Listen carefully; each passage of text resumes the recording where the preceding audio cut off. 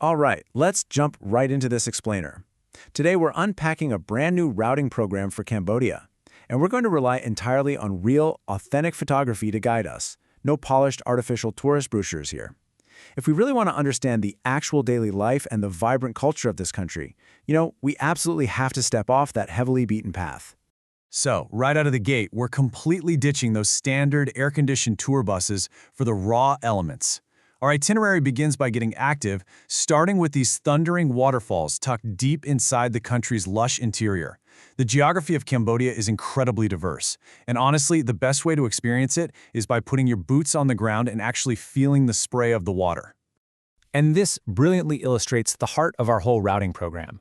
By bypassing the usual static monuments, we get to witness the actual, vibrant daily life that defines the country's vast water networks. Out on the Tonle Sap Lake, entire communities are literally living on the water, fishing, cooking, and traveling on wooden boats. This is the exact kind of authentic culture we want to immerse ourselves in.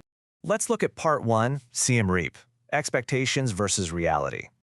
Look, the majestic stone faces and massive ruins of Angkor Wat are obviously the huge draw that brings people here, and rightfully so, as a UNESCO World Heritage Site. But for this program, they're merely the gateway. You absolutely must see the giant stone faces of the Bayon Temple and those crazy nature-reclaimed ruins of Ta Prohm, but we definitely aren't stopping there. To really build our adventure, we're relying on the local chariot of choice, the trusty open-air tuk-tuk, to whisk us away from the heavy crowds. Some of these drivers even playfully brand their rides as the Rolls-Royce of carriages.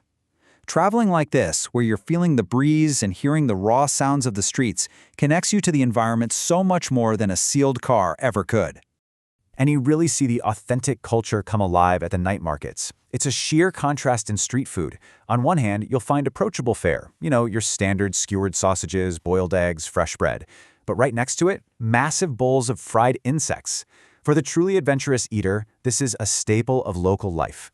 Exploring a new culture means literally tasting it. Moving right along to Part 2, into the deep jungle, Ratanakiri and Mondulkiri. Leaving the city behind, our transit shifts entirely to bicycles. We're pedaling through sleepy, self-sufficient villages right along these rural dirt paths. You pass local farms, endless rice fields, and you can even stop to see clay piglet factories in action, or watch locals brewing rice wine. It's quiet, it's rustic, and it's just a beautiful way to interact with the landscape. So the absolutely crucial point here is that this is an active immersion. You aren't just looking at the jungle. Step 1, you're hiking through the flooded forests. Step 2, you're embarking on a safari to spot wild gibbons swinging through the canopy.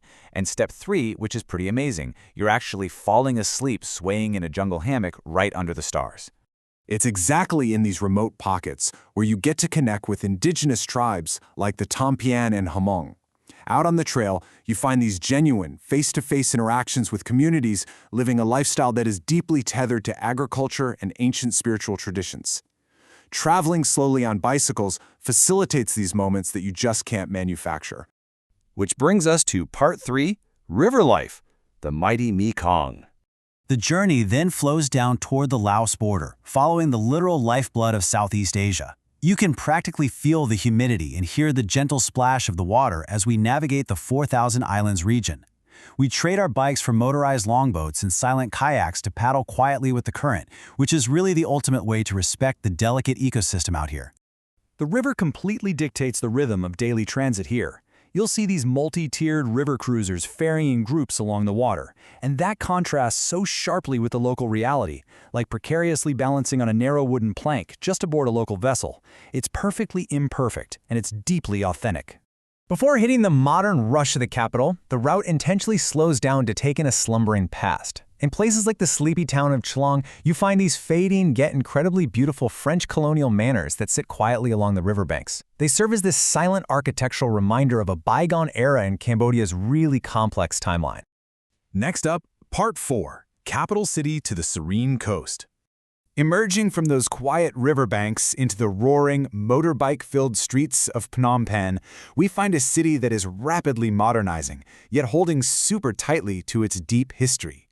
Ancient spiritual sites like Wat Phnom provide a stark, reflective contrast to the urban chaos, reminding us of the enduring culture that anchors the daily lives of the locals. Now, impartially observing the complete history of Cambodia does mean taking a sobering, respectful pause to understand the immense suffering the nation endured under the Pol Pot regime. Visiting sites like the Killing Fields is undeniably difficult, but it's absolutely essential to truly appreciate the incredible resilience and the genuine warmth of the Cambodian people today.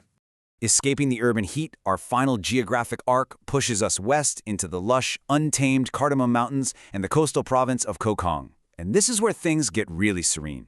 Hidden deep in the greenery, these incredible eco-lodges await, blending perfectly into the natural environment. This whole sequence brilliantly illustrates the ultimate reward for all that active trekking. Imagine stepping right out of a longboat and finding yourself in an isolated, vibrant jungle oasis. The deep greens of the mango trees and the striking pink bougainvillea framing the water, this is where your physical exertion is rewarded with just absolute serenity. As the sun sets and the nocturnal sounds of the forest take over, you sit in an open-air pavilion.